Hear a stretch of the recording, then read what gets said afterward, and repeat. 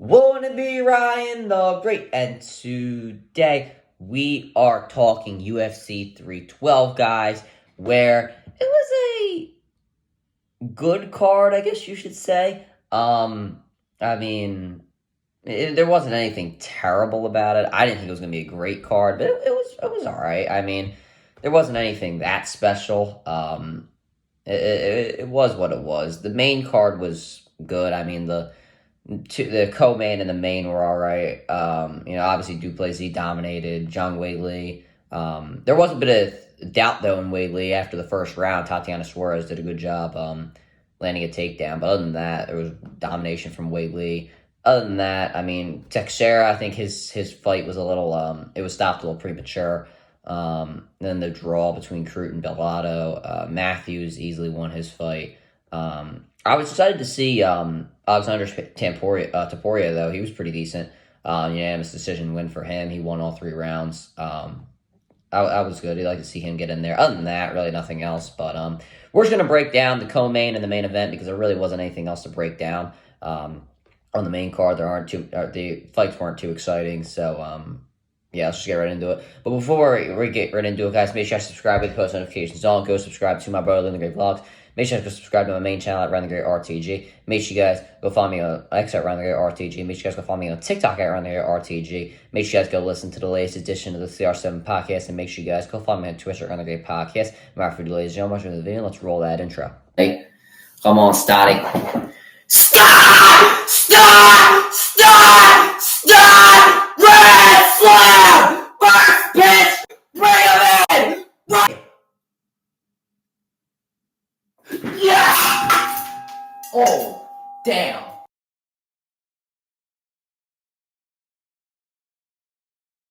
All right, let's get in the video. So starting off, we're gonna start off with the co-main event. Zhang Weili successfully defended her women's strawweight championship against the formerly undefeated Tatiana Suarez.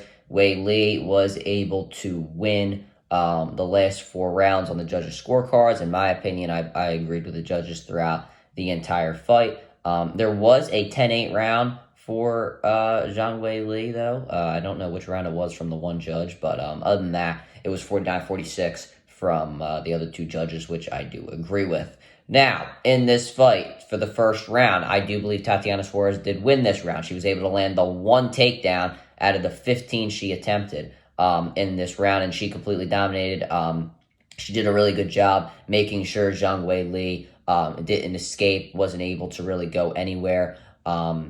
She mounted on her pretty well. Her body was shaped that Weili really couldn't get out of the clinch or out of the grappling, off the ground. She couldn't get her out of there. So great job by Tatiana Suarez to make sure that Zhang Weili couldn't get out. It was really just control time throughout the entire first round for Tatiana Suarez. There really wasn't much else going on. So yeah, that was pretty much the first round. Second round, Zhang Weili did a really great job of avoiding the takedown. She got against the cage. She made sure Tatiana Suarez couldn't wrap her arms around her or lock those arms behind her waist, and she just stood up against the cage and made sure Tatiana Suarez couldn't take her down, because she knew if Tatiana Suarez takes you down, then you're really not going to have much of a chance to get back up. So I would give Zhang Weili a lot of credit there. And then Weili, I mean, she did a really good job of making, when Tatiana Suarez got high, sweep the legs, take her down. She did a really great job of that too.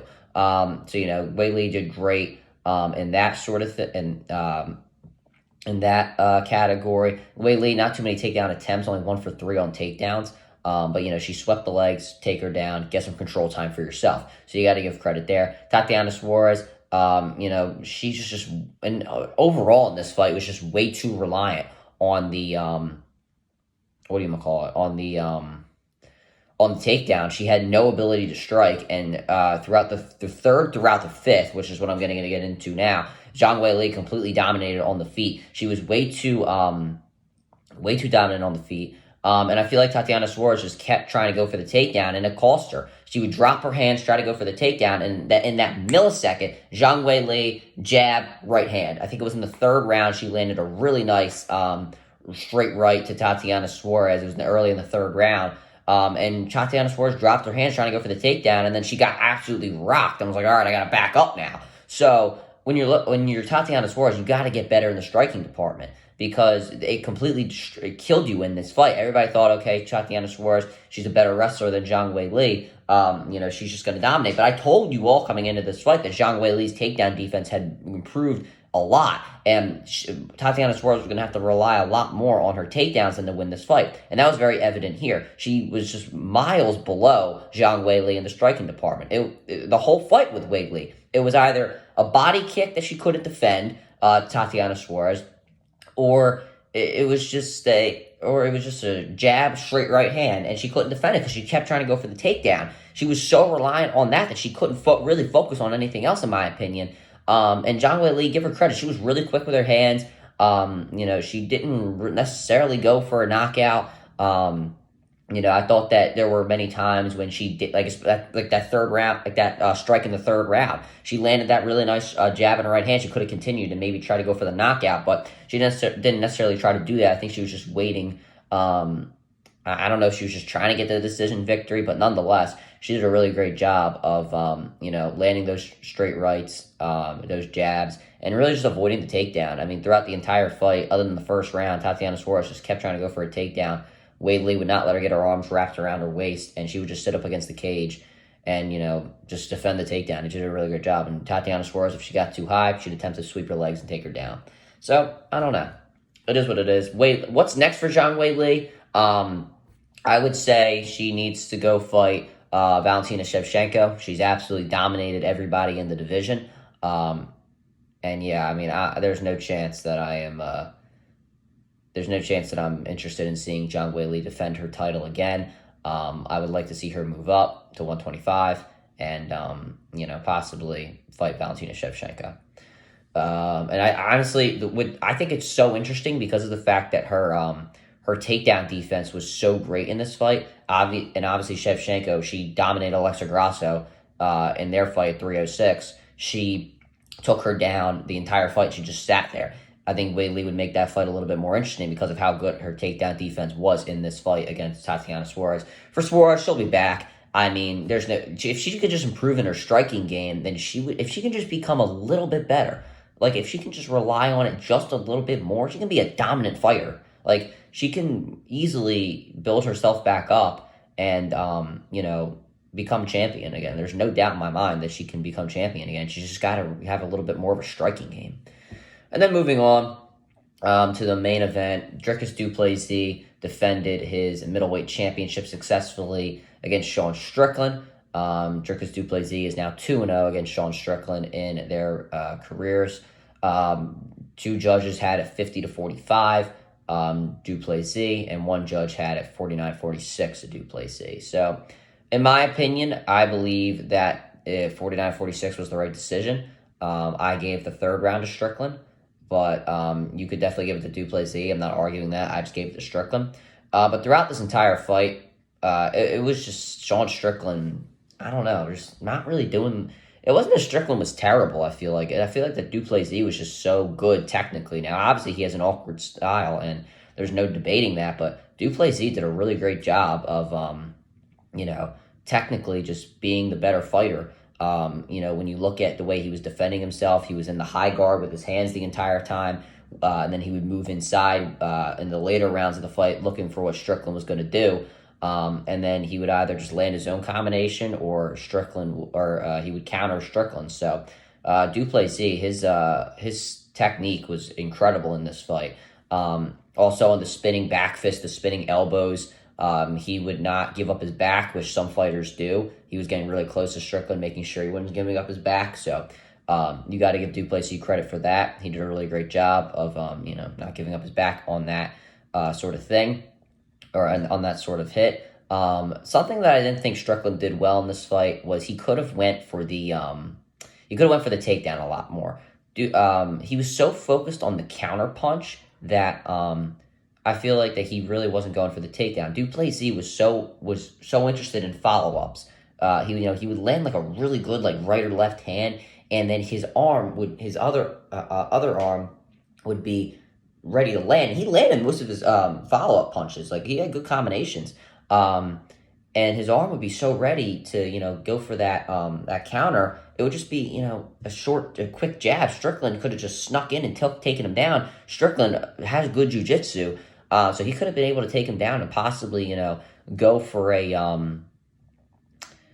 takedown and try to control the fight. So I really don't understand what Strickland was doing. He didn't even attempt a takedown in the entire fight. Duplessis, he attempted two, he got one. I just didn't understand what he was doing there. Maybe it's because he landed 52 leg kicks. His leg kicks were good in the fight. Strickland, he did not throw as much as we're used to. Normally, he always throws more than his opponent, but I feel like in the later rounds, Strickland was just more focused on the defense. Duplessis, I was watching his interview with Demetrius Johnson, and he said that Strickland's so focused on the defense more than the offense. Now, I don't know if I agree, because like Strickland's always has forward pressure, and I feel like that's obviously more offense. So I don't really know. I'm not going to argue though. I will never step in a cage. But what do you call it? I felt like that at the end of the day, Strickland in the later rounds just focused way too much on defense, and I don't know. She just really didn't do anything. Like in the later rounds, he tried to focus on the offense in the first two rounds, but Duplessis did a great job of once again getting in that high guard and making sure Strickland didn't land anything to the head. So yeah, I gotta give Duplessis credit. In the later rounds, Duplessis just pretty much took over. In that fourth round when he broke his nose, I didn't even know he broke his nose in the beginning. I was watching and I'm thinking, well, why is he like constantly pressuring him after he broke his nose? I was like, why is he going for the knockout? Did something happen? And I saw he broke his nose, and I was like, oh, okay, yep, he's done. I thought Strickland was done in the fourth round. I thought Duplessis was going to knock him out, but Strickland did a good job defensively, landing a couple combinations and trying to just stay alive. So got to give him credit where credit is due. But for Duplessis, I mean, this was a great fight. I mean, he dominated throughout the entire fight. Many people said he won all 5 rounds. I'm not going to. I think I disagree just a bit, but you can definitely give him the third round, which is what I gave to Strickland. So yeah, I'm not gonna I'm not gonna knock anybody who gave him all 5 rounds. But yeah, it was dominant for Duplessis. Now, what's next is going to be interesting, because what's next is Khamzat Chimaev. I think Khamzat is going to dominate. I think he's going to destroy DDP. DDP, I mean, he obviously didn't get taken down in this fight. We know how technical he is and how he doesn't give up his back. So that's going to be interesting to see. Or at least he didn't give up his back on the feet in this fight. He doesn't really give up his back on the ground too much. So that's going to be interesting to see how he does against Khamzat. I'll have to watch more film and, see maybe how that's possible. But we'll have to see how that fight turns out. I think that is next. I think that's what we're going to see. For Sean Strickland, I mean, I think he should fight Imavov. I think that's the fight to make. Or if you want to give, what do you call it? Or if you want to give him, or if you want to give Sean Strickland Adesanya, I mean, that's possible. I feel like that's another fight to make that'll get a lot of attention. You can maybe give him Robert Whittaker. That would be interesting to see as well. Both guys coming off losses after getting pretty decent wins. Though that's a fight to make. That probably is the fight to make. I don't know, but I feel like you can give Strickland Imavov, or do you just give Imavov the title shot after Chimaev, or after the fight between Chimaev and Duplessis? I don't know. It's a question to ask. I guess I would say, I don't know. I feel like Imavov needs one more win, because Adesanya's coming off. It was on a losing streak before that fight, and I feel like he needs a big signature win to get literally get everybody on his hype train. I don't know. Maybe give him Strickland. That's probably what I would go with. Whittaker, I don't know who you give him. I don't know. You can give Strickland Whittaker, but if you give Strickland Whittaker, then you probably should just give Imavov the title shot after Tom Jock gets it. But I don't know how long that's going to take. I feel like you'd want to keep Imavov active until then. I don't know. It's going to be tough to make. Thank God it's not my job. But that'll do for this video, guys. Make sure you guys subscribe with the post notifications on. Go subscribe to my brother Run the Great blogs. Make sure you guys go subscribe to my main channel at Run the Great RTG. Make sure you guys go follow me on TikTok at Run the Great, or make sure you guys go follow me on X at Run the Great RTG. Make sure you guys go follow me on TikTok at Run the Great RTG. Make sure you guys go listen to the latest edition of the CR7 podcast.